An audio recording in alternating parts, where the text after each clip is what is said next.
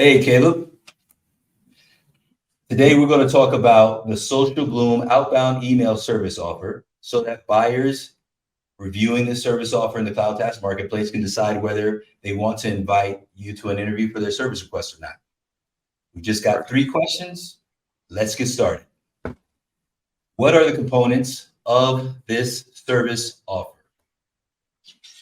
Got it. Yep. So with the service offer, outbound email service, there's a couple parts. There's the process, the platform, and the people, right? So with our process, how we start with list building is usually each month we're reaching out to 1,000 prospects. We use both software tools to do it as well as people. So that very first step, human prospected data. So basically, we have people that are prospecting manually, and then taking that to software to enrich them, cleaning that using a tool so that the email addresses are cleaned and accurate, and then one final check, which is like human validated contacts, right? We're going through one by one to make sure that it's actually the people that it says that they are, right? When it comes to the actual cadences or messaging, we do have a copywriter, but the campaign manager is also involved there. Basically, we have this bone structure that we use, right? This is the sequence that we know that works, but we have to flesh it out using the information from our client. So, we're getting that during onboarding, and that is subject to change as well, right? Like if the copy isn't performing the way we want, we always are able to adjust that to improve that campaign going forward. All right, so we hit prospect list building, cover the number of prospect lists used, and onboarding. You get the details of who you want, who the client wants to target. So you all make sure you're using that. And we covered other pieces of that step. Sounds like you brought in sequence building a little bit. How about how many sequences, like how long is a sequence normally? How many touches do you normally involve in a sequence in this package? Yeah. So with this package specifically, it's 5, right? So this is just an email campaign. So there's 5 emails within that cadence, that sequence. It's usually over the course of 2.5 weeks. So it's very spear focused, quick. Yeah. All right. Related to performance reporting, how do you guys keep the clients informed about how things are going along the way and whether you hit those targets? Mhm. Yeah, so we do the basics, right, of like client communication, the Slack channel. We offer weekly Zoom calls as well, but I think the biggest thing that we do that's different is socialbloomdata.com. So instead of having our clients have to log in to Smart Lead, which I'll touch on later, to go over to see like, hey, here's all the campaigns. Sometimes that's difficult to not only read but understand how it's actually performing. So in socialbloomdata.com, we kind of take this CRM style so you can actually visually see all these prospects and what stage they're at. Hey, how many times did we contact them? How did they reply? Were they a lead? Were they a booked meeting? That way you can just kind of dive in there and see it and understand it quickly versus having to go through all these campaigns that we're running. That's the biggest thing that I would say makes us different when it comes to that reporting. Got it. So how about, let's dive into platforms a bit. What type of platforms Sure. do you all use? Tech stack do you guys use to deliver the service offer? Yeah. So as I mentioned, Smartlead, that's the actual tool that we're using to send the emails from. Apollo is what we use during that enrichment process. Million Verifier, we also use that to clean the data as well. And then lastly, Front. Front is great just to, again, when we're sending all these emails, we have so many email addresses we're sending from, and we need to have like one master inbox. So anytime we get responses, that goes into Front. Yeah. Got it. How about people? Who Yeah. is on the front lines and what makes up the supporting cast for delivery of the service offer? Yes, so I know I've touched a little bit already on the prospector, that prospect list researcher. This person, is doing that manual research based off the ICP that we're given to go out and reach that contact. We have deliverability experts, right? So these people are responsible for making sure we're landing in the inbox. Obviously, that's important when we're doing email. We have an SDR. So our SDRs are responsible for bridging the gap between a response and a booked meeting. That's their job. That's when they come into play. The campaign manager is that last person in in that group. This is going to be someone more senior. They've done this before. They're more so managing that entire team, making strategic decisions on how to pivot, working with our client one-on-one, doing those weekly calls, and also running the onboarding. Good deal. Let's go on to question number 2.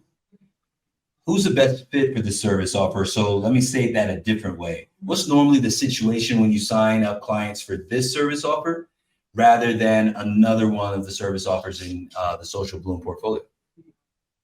Yeah, so definitely B2B. Our clients are usually B2B. Also, another thing is a proven sales process in place. So after we've booked meetings from this offer, they have a system in place to win that deal, right? That handoff. So to quantify that's usually, we want it to be 15 to 20% win rate is what we want to see.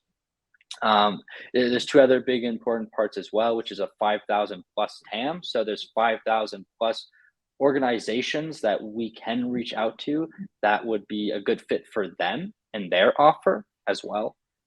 And then also a $15,000 LTV. This is really important because even if we're booking meetings and they are winning those deals that we're handing off to them, if that LTV is lower, they're making money, but they're not making profit, right? There's not an ROI based off what they're paying us. So that's really important, a very important factor when someone's working with us. Good deal. What can a client normally expect in the first 120 days of buying this service? Yeah, so those first 2-3 weeks, that's going to be set up. So this is our onboarding process, right? We're extracting the information our client already knows about the ICP, doing our own research, creating the messaging, sending all that stuff back to the client for confirmation that, hey, it looks good to run. Then we're running. Now, when we optimize, we don't do this optimization process where it's like month 3, let's assess everything and then make changes based off that. We have more of a proactive approach. So we have the 7-point framework for how we optimize our campaigns. Okay, so we do this on a weekly basis according to the previous week's data or the previous month's data, and we just keep adjusting it based off that. So the 7 points. The first thing is deliverability, right? Like if we're not landing in the inbox, then the copy, it's not that it doesn't matter, but why change the copy if we don't even know if it works or not because people aren't opening our emails? So deliverability is the first thing, right? Great, that's checked off. Audience and messaging are the next steps, and they're kind of mixed a bit. But here's an example of people are responding to us from that audience, and they're saying, "Hey, I don't handle this. Reach out to the CFO." And we're seeing that trend happen a lot, and we have that high response rate. Let's target the CFOs, right? Like our prospects are telling us exactly what to do, so we're making that change. So yes, that's the audience. Sometimes that could be the messaging as well. We have an SOP around this where it's like, hey, maybe we're not being specific to that person's pain points, and that's why they're pushing us off the CFO. So, there's kind of a mix with those 2. The 4th one is volume, right? So let's say we're booking meetings, but we're just not at the goal that we want. We might have to throw in some more prospects into that campaign on a monthly basis to kind of beef that up a little bit. And then responding to the leads. So this is really, really important because if we're having this high response rate, so we quantify it based off look, we have a 15% response rate and we're getting, 1%, for example, of positive replies. But when people are responding positively, we're not booking them, right? So we're getting leads, but we're not booking them. So we have to make sure that our follow-ups are good. We're giving them value. And if someone's asking for a time, we better be booking them, right? So we have an SOP to basically, nail down on that process if we're not seeing the numbers that we want. And then obviously the last 2, show to meeting, deals being closed. When we book meetings, we need this feedback loop from our client to make sure, okay, they showed, great. Did they close?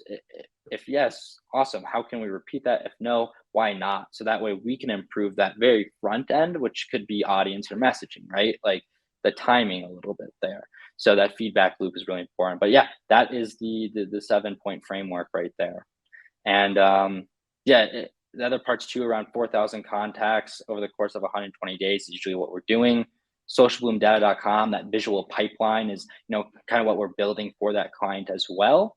And then market intelligence, right? If our client doesn't know too much about their ICP, like I mentioned, our prospects are going to tell us, they're going to give us market intelligence. So it's our job as an agency to document that and then provide that back to our client. Like, hey, everyone that we're emailing with this offer is giving us this objection. Obviously, we're trying to handle it, but this is important for you guys as well because it could adjust that offer that you currently have as well. Helpful. So I remember my question from earlier. So let me ask this one before we wrap it up.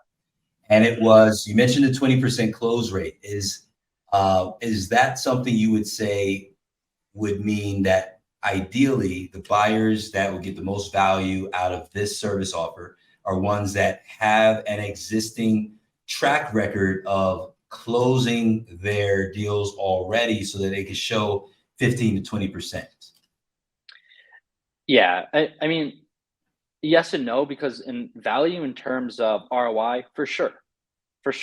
But there's other value that we are providing. Like I mentioned, that market intelligence. You can't close deals until you have market intelligence anyways. So that's still a step. You know what I mean? Like within that red zone process, a little bit of like, look, now that we have this market intelligence, we can adjust based off that. You didn't have that before. That still is very, very valuable, even if you don't have a positive ROI on a campaign. Sometimes you still need to do that in order to, in the future, to have a better campaign. So, it's really up to the goal. Obviously, the goal of this is a positive ROI. So yes, that's why I mentioned that, like having that higher close rate. It's just something that we bring up to our prospects. And it's also something that, they kind of need to have moving forward in order for ROI. So it sounds like it wouldn't be so much of a qualifier disqualifier. Like, hey, if you're out there, you're looking at this and you haven't started closing deals yet, you should not feel like you're not a fit. Like you should feel like you can still look at this.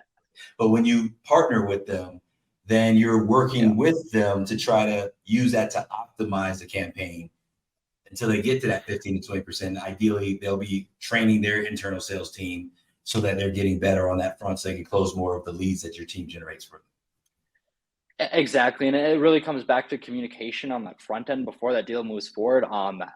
Because we want to show them this data. And if they don't have that existing close rate, it's very important that we let them know, like, hey, well, that means that we're going to have to get a lot of market intelligence in order to get us to that point. And this is going to be a campaign more around that versus, let's just go out and make a bunch of revenue, right? So as long as we pre-handle that and our client is comfortable with that, then yeah, if they understand the value behind it, then it's fine. Awesome. Well, thanks, Caleb, for providing more details about Social Bloom outbound email service offer so that buyers in the CloudTask marketplace can decide whether they want to invite you to interview for their service request or not. Catch you next time. Thank you.